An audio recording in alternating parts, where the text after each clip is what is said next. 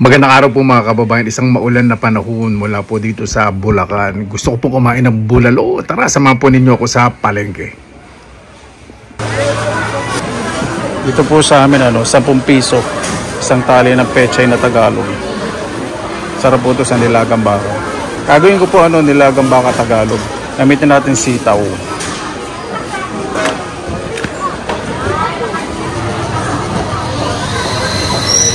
Kilo ng sibuyas ngayon 120, saka bawang pareho ng kilo. Na light na pamili ko? 176 ang dami.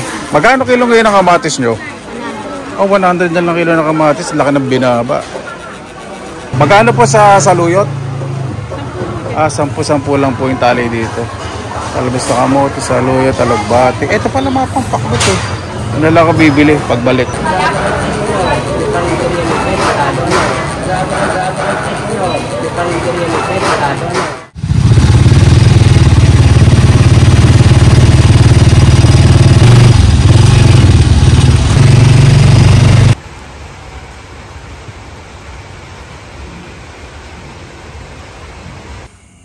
Ayan, naluto na po itong karne. Luto po nito ate ko ng bulalo. Bulalo Tagalog po. Nalagay po ako ng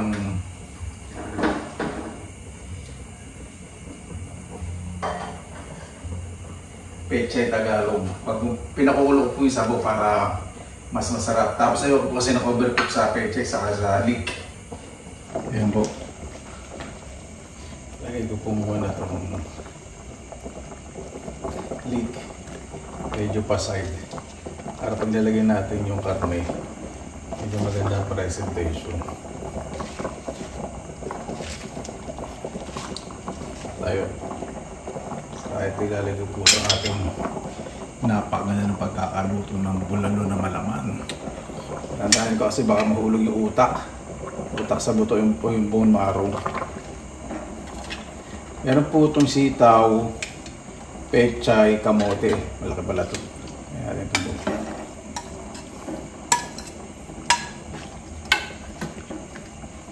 Pagkulo pong ganyan at lagay ng karne. Patayin ko na po sa katakpan. At maluluto na po. Ayoko po kasi nakagulok masarap yung gulay na may crunch. Mabuhay yan! Maraming salamat na po sa Panginoon. Kasama-sama na lang po tayo. Ngayon po ay medyo mahangin-hangin at humahamog-hamog. Kanina po lakas po ng ulan at napakasarap pong kumain ng bulalo. Pumunta sa palengke kanina, napakasarap po talagang pumunta. Napakarami pong medyo murang bilihin. Kapag medyo pagdating ng alas 9, alas 10, medyo na rin po sa pamalengke. Bago tayo mag-bisap, salamat ang pumunta natin ng Panginoon. Panginoon, maraming salamat po sa biyayang binigay niyo po sa amin sa araw po na ito, na ang bawat isa po ay puro pagmamahal na lang po ang ibahagi sa bawat isa. Napakasarap pong kumilos na wala pong inilangan tao. Kaya nabubala po sa amin, sinusukulap po namin sa inyo lahat sa ngalan ni Jesus. Amen. Sarap pa natin.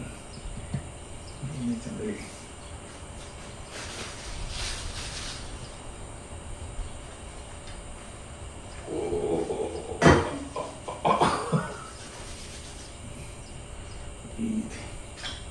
Kunin muna natin itong ganting bulalo slice. Kunin muna natin itong buto. Talagang ganda na pagkakaluto ng ating pumiuli na talaga yung laman.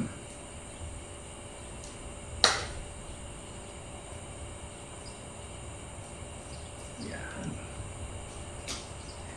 Tapos yung isa, paglalagay mo na natin itong gulay. Yung masarap na gulay o pechay sa kaming sitaw. Tayo sa bawang.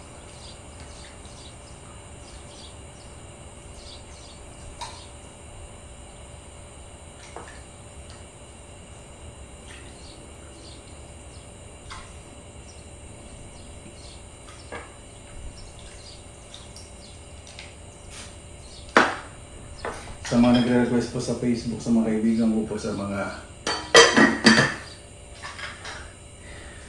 sumusuporta po, na nagre-request po ng Photolab AI, parang awan nyo na po. Hindi na po kailangan. Ano kikiusap na huwag na po yun. Huwag na po kasi mamaya mag-iayaw tapos alam niyo siyempre mga dating doon ng mga tao talagang mga artista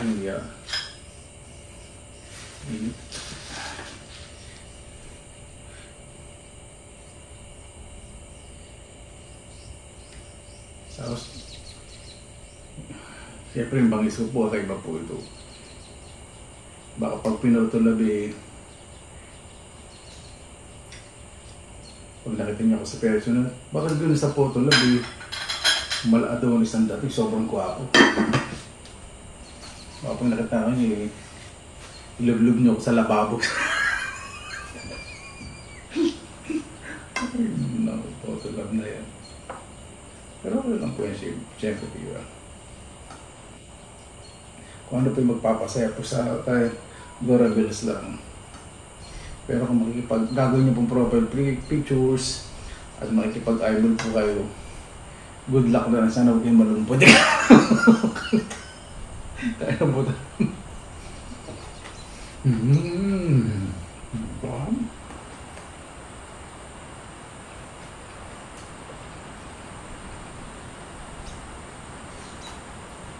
Ang pagkakalulo ng kapatid dito sa sabaw.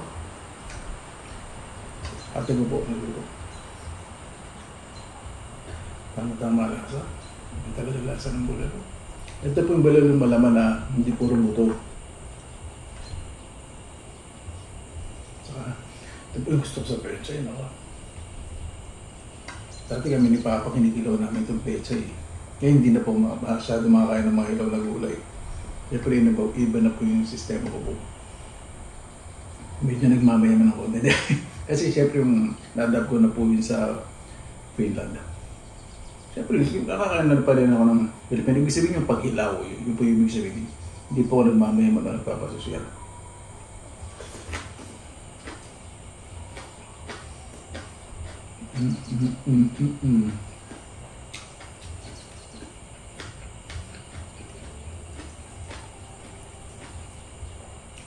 Init Tabay yung gusto kong kumakapit. Ito po yung sabaw.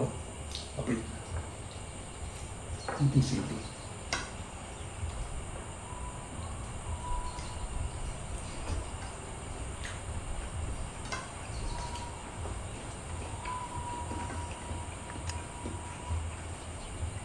Sino ba yung nagbibidyo ko na yun? Hindi ko alam kung nagbibidyo ko yun o nangangampa niya.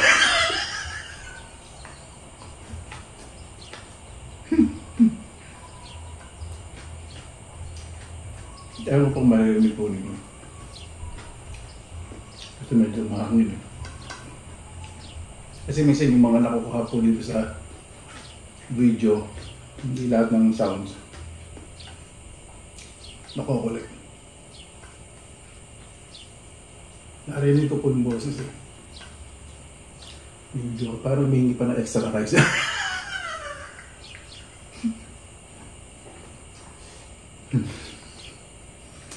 Sama ako.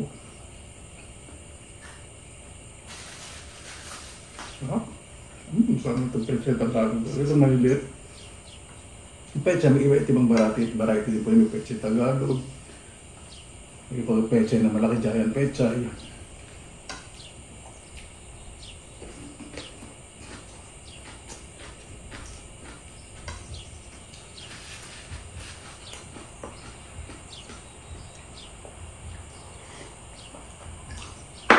May kamote din po ito.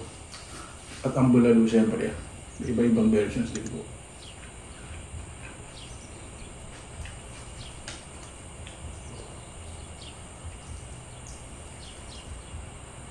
Ano po ba yung isang bagay na generally speaking na maraming versions at minsan nauwi sa Ang basa ng talim mo sa... Hindi, chismis siya, baby. Yeah. Ang basa ng talim mo.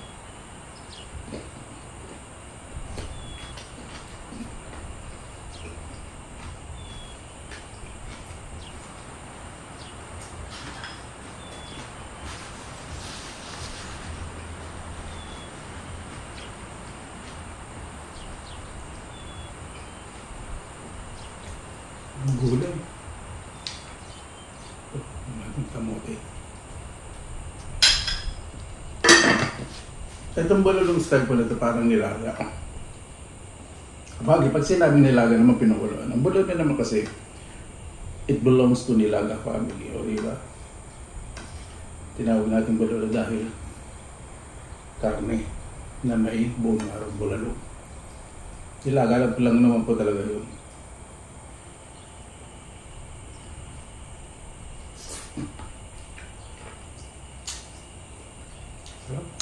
Sa malaksak talaga.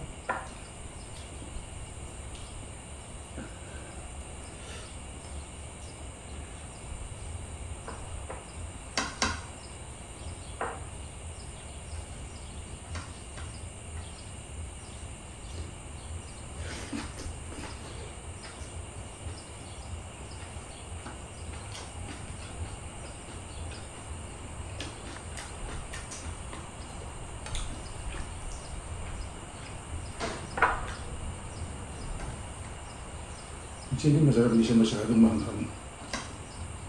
Tama lang ang sumisipa.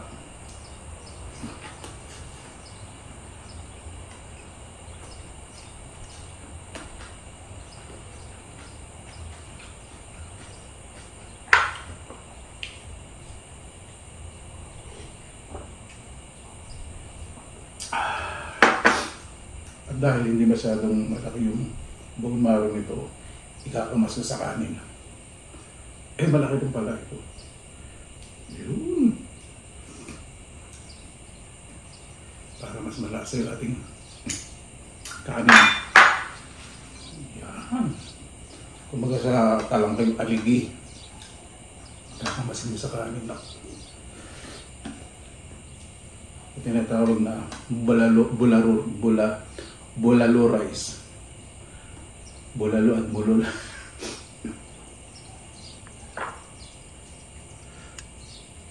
Ito yung tamatala. Ay, ito na lago ko.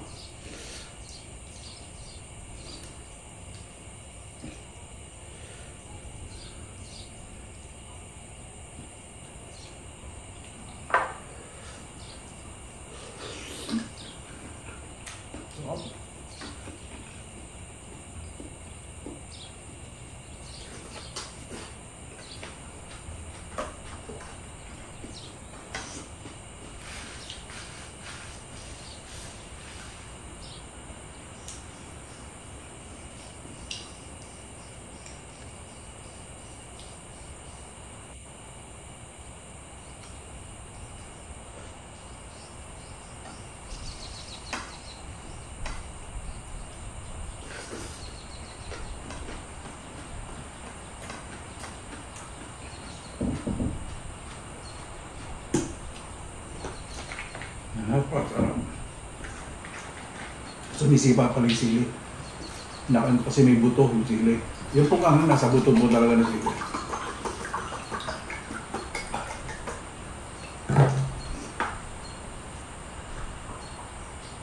Kaya kung ano masyadong magtuwid sa muna hindi ang ating napakasarap na bulalo.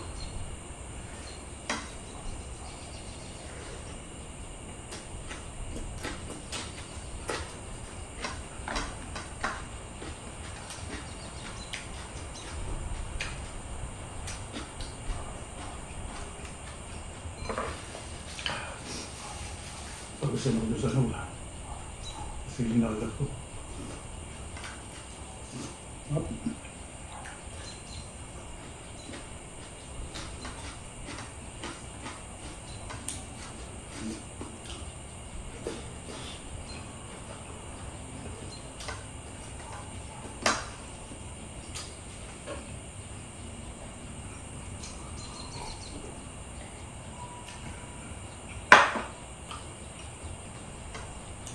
Hindi ko muna itong rice kasi nandito yung bone marrow.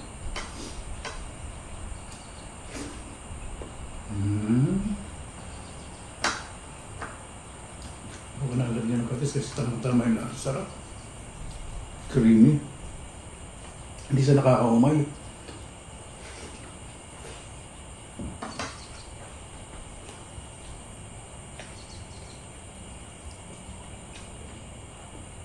Kaunting laman na kasi gusto ko enjoy yung bone marrow sa kanin.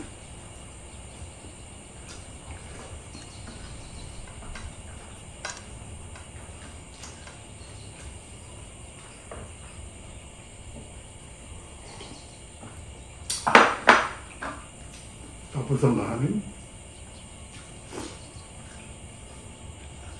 Kala ko marami na yun.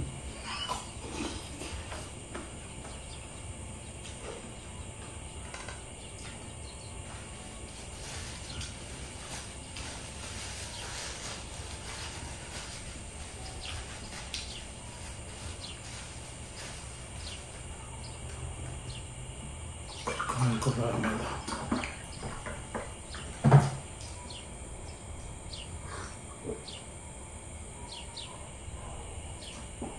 Sarap. Ating dessert kamote.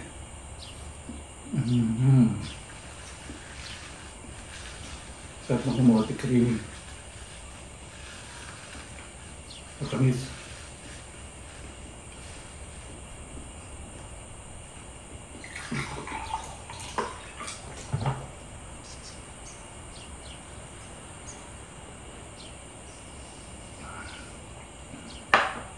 Mamaya magtsatsa ako. Okay, hatukotin na lang. Paano po bago tayo ito? Pasalamatan po muna natin ang Panginoon. Panginoon, maraming salamat po sa binigay po sa araw na ito. Ako yung bawat isa po. May mapagsalo sa pagkainan. Masaya po ang pamilya. Kung ano pong mayroon pasalamatan. Dahil ang bawat kaya sa inyo po nagkagaling. Nagbibigay po sa amin ng lakas at pag-asa. Kaya na po bahala po sa amin. Sinusukan na po namin sa inyo lahat. Sana na sasabihin. Excuse me. Paano po? Maraming salamat na po sa inyo oras na ilan sa pinilangalakbay. Basta lagi po tayong positive vibes, good vibes. God bless. Sigat po lagi magandang araw. Laban na!